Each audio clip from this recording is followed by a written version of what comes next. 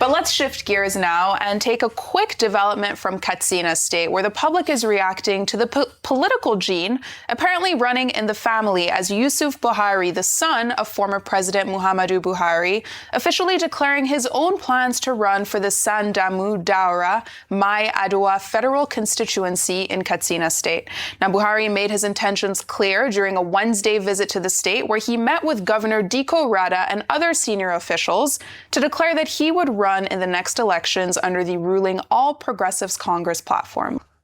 The little that I know about him is that before our very eyes, he finished his education, went for national service, and then his father happened to be president of Nigeria at the time, and he had a reputation for riding bicycles around motorbikes. Power bikes. Yeah.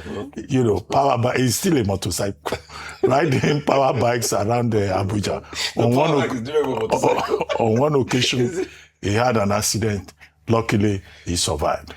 His father left government, and now we hear that he wants to go to House of Reps. Apparently, the first job that he will do in his life will be to go to the House of Reps without any proven track record of achievement or of experience other than being the son of a former president of Nigeria. This is a problem we have with the leadership recruitment process. For you to build a country, you must have a very strong, efficient leadership recruitment process.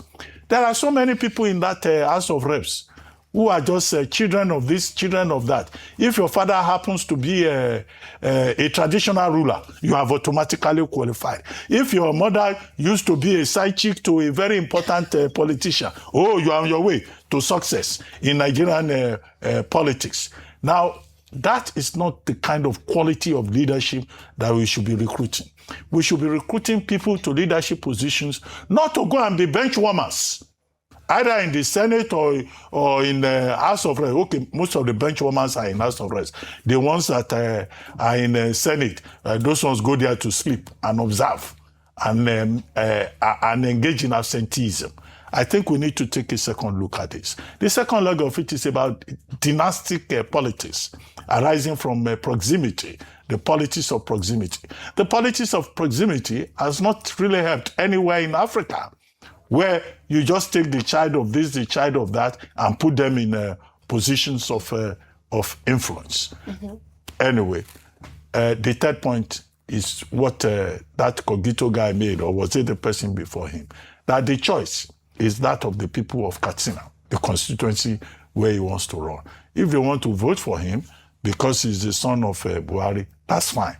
But what we're saying is that people should not get to positions because of association or proximity. They should get to positions because they are considered capable, competent, and knowledgeable, so that we, the long-suffering people of Nigeria, will not continue to be short-served. Exactly. Just a side note. So Yusuf Buhari he has worked for the UNDP before, not holding brief for him, but he has some experience in the development agencies in UNDP. For how many years? Well, you said it was his first job, so I'm just saying that it's not his first job. I don't know the length or the depth of his experience. What did he do there to go and represent his father? He has had a job before this. That's all I'm saying. Well, we are saying that experience is not enough in terms of depth. No, but Dr. Abati, so then what do we do with not too young to run when we were encouraging young people to come? No, even the young people who want to run, they should at least acquire some experience, so that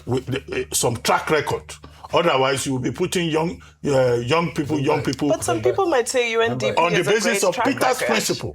People should not be promoted beyond their level of competence. But I'm just saying that was something. Can you tell us what he did in UNDP? I cannot. I'm not holding brief on him. But I'm just balancing the fact that it's not his first job. He has worked somewhere. We don't know what his performance record was. We don't know whether he met his KPIs there. We don't know what his supervisors have to say about him. But he is worked somewhere before. Anyway, we don't want Peter's principle, where people are promoted beyond their level of competence. Yeah. This is the principle matter here. The question I want to ask is, if he was not Yusuf Buhari, will he ever even think of aspiring? Do you know how many university graduates that are still living with their parents that are still going to look for a job and jumping on buses in Lagos. Right. You know how many of them? So if it was not Yusuf Buhari, do you think we even take this story in the first place? Yeah, but are you blaming him for the family he was born into? No, I'm talking about the unequal structure in the country. Okay. That's what we are talking about, Vimbai. It's because of the unequal structure in the country. Vimbai, do you know the country I want? I want the country where a son of a nobody can aspire to be a somebody. That's all the country I want. But when you have an unequal country, where the son of the high and mighty always get their way, rotation of elites, you will build a society that is so unequal that the poor will have nothing to eat one day but the rich. And it's coming soon to Nigeria.